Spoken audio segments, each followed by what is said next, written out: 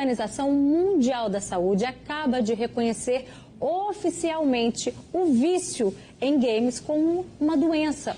E o número relacionados ao vício em videogames são bem preocupantes. Um estudo publicado no Jornal de Psiquiatria da Austrália e Nova Zelândia, no ano passado, estima que cerca de 2% da população mundial sofre do transtorno. Isso representa aproximadamente 154 milhões de pessoas.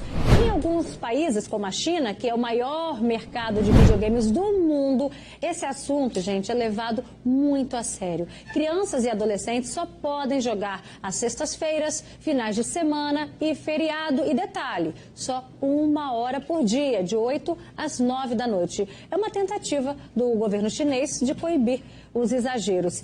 E, gente, você aí de casa, você sabe identificar quais são os sinais de alerta? Como que a gente pode perceber que os nossos filhos estão passando do limite com os jogos? Proibir seria uma alternativa? Vem cá, vamos bater um papo comigo. Aqui eu recebo no nosso estúdio o psicólogo Alexandre Brito. Obrigada, Alexandre, pela sua participação mais uma vez. E também recebo, gente, o Joe. Ele é treinador profissional de videogames, para a gente também não generalizar e a gente enxergar, né, qual que é o limite entre um hobby, um lazer e quando isso pode estar se tornando um vício. Alexandre Brito, tira as dúvidas dos nossos telespectadores. Muitos pais agora estão de cabelo em pé. Calma, gente, também não é assim, né? Como e quando que a gente diferencia, né? Um lazer, é um hobby, é uma distração ou não? Já é um caso que chama mais atenção. É importante que a gente perceba que agora o distúrbio, o transtorno, o vício em jogos ou em games, né? Ele está no CID-11, na CID-11, que é a Classificação Internacional das Doenças. CID-11, esse ano, portanto, a última versão, que começou a entrar em vigor dia 1º de janeiro desse ano. Então, se transformar num considerado um distúrbio ou um transtorno, não necessariamente é algo ruim, porque te encaminha para o tratamento. Por exemplo, você pode usar o seu plano de saúde para ter o direito do tratamento a partir desse diagnóstico, que agora é um diagnóstico reconhecido. Então, não é algo para que a gente assuste, pelo contrário, para que a gente compreenda que isso é reconhecido. Então, por que isso aconteceu? Porque com esses adventos, o surgimento de tecnologias, novos jogos, a nossa relação com redes sociais, com o computador, com o celular, enfim, fez com que a gente produzisse o quê? Novos transtornos com isso, com os vícios. Porque o vício em games, pessoal, é um vício como qualquer outro, vamos colocar assim, tem as mesmas características, mas agora é reconhecido também. Então, quando a gente percebe que a pessoa está diminuindo as suas relações interpessoais, então, se afasta de amigos, das reuniões familiares, de momentos que ele gostava de fazer.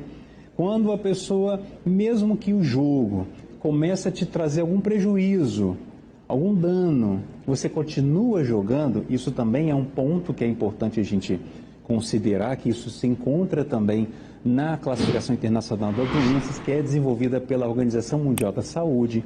Então, é uma forma de qualquer profissional da saúde se comunicar e compreender.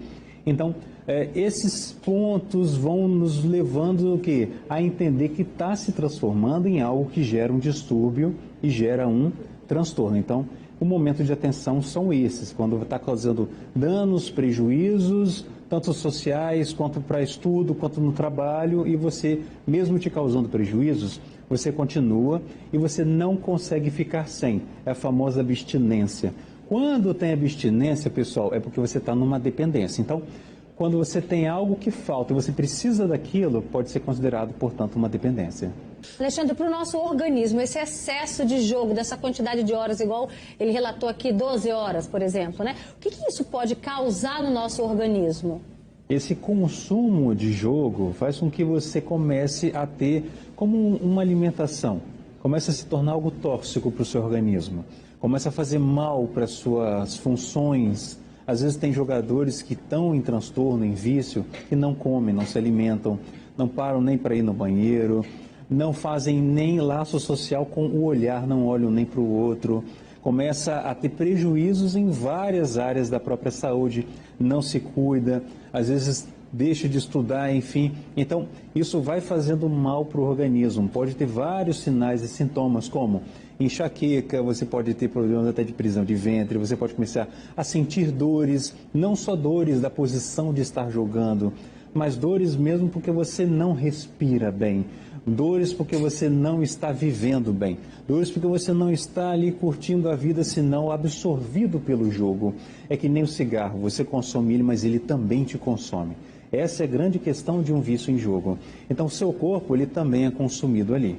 Se tratando, então, de um jogo que tem todo esse envolvimento, diferente, vamos falar assim do nosso tempo, né, Alexandre?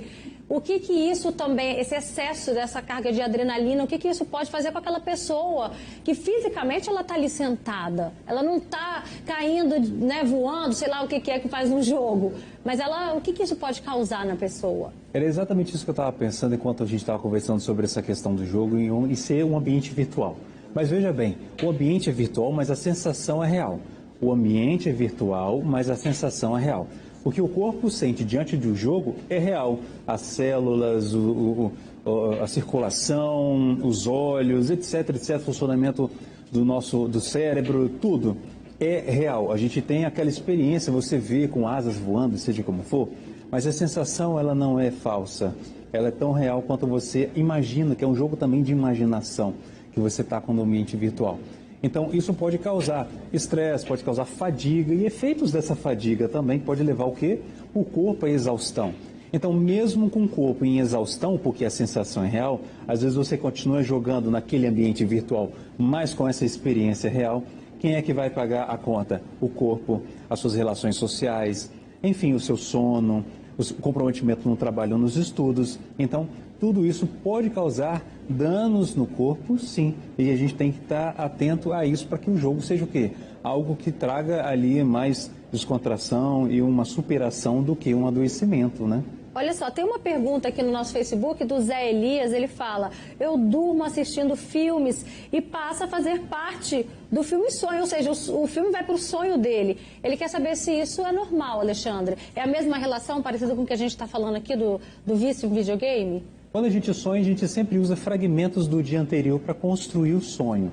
Né? Freud chama de resto diurno, então você usa algo para continuar aquilo que você estava vivendo, para que você realize algo a partir do sono, por meio do sonho, protegendo que você continue dormindo, mesmo que você tenha assistido um filme há pouco tempo. Então você não acorda, o filme não te tira o sono. Mas aí já seria um outro mecanismo, não necessariamente tem a ver com os jogos. A única semelhança talvez é que o sonho também é virtual, com sensação real. Verdade. Não dá pra gente demonizar, né, tantas redes sociais, os jogos, a gente tem que saber utilizar na dose certa. Tudo é equilíbrio. Obrigada pela participação de vocês também, viu, Alexandre, Joe?